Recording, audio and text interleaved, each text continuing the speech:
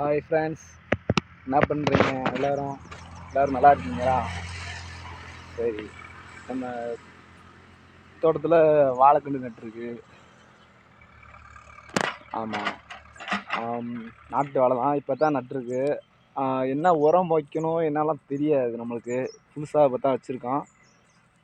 தெரிஞ்சவங்க வாழை மரக்கன்றுகளை பற்றி தெரிஞ்சவங்க நாங்கள் நட்டிருக்கோம் அப்படின்னு சொல்லி கமெண்ட் பண்ணுங்கள். அதுக்கு என்ன உரம் வைக்கலாம் அப்படின்றத சொல்லுங்கள்.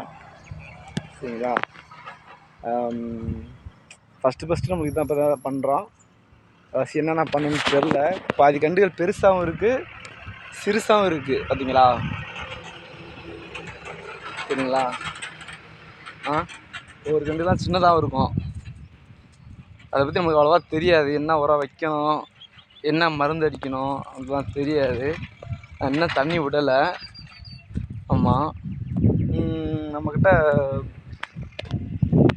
வேறு பக்கத்தில் சேர்த்து பார்த்தீங்களா, அந்த சைடு வந்து இந்த சீனி அரைன்னு சொல்லுவோம்ல, ஒரு சைடு ஒவ்வொரு ஏரியாவில் கொத்தவரங்காய் நம்ம சொல்லுவாங்க. சரி தானே? அந்த இதுக்கு வந்து இப்போ தான் பயிர் போட்டிருக்கோம், முளைச்சிருக்கு.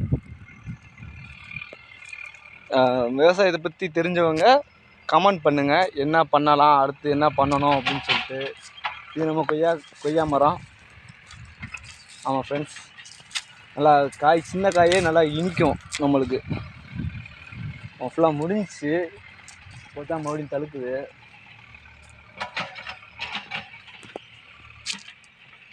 அந்த சைடு கொஞ்சம் வச்சுருக்கு. சும்மா ஒரு 500 கன்று தான் வச்சுருக்கேன், ரொம்பலாம் இல்லை. சரிங்களா? இது வந்து ஃபஸ்ட்டு வச்சது, தண்ணி போகிற வரத்தில் வச்சது. ஆமாம், இது அவ்வளோவா பாலம் போடல. இதுதான் சரி இருந்து வச்சாச்சு. எப்போதுன்னு தெரில. வீடியோ பிடிச்சவங்க லைக் பண்ணுங்கள், கமெண்ட் பண்ணுங்கள். விவசாயத்தை பிடிச்சவங்க கன்ஃபார்மாக சப்போர்ட் பண்ணுவீங்கன்னு எதிர்பார்க்குறேன்.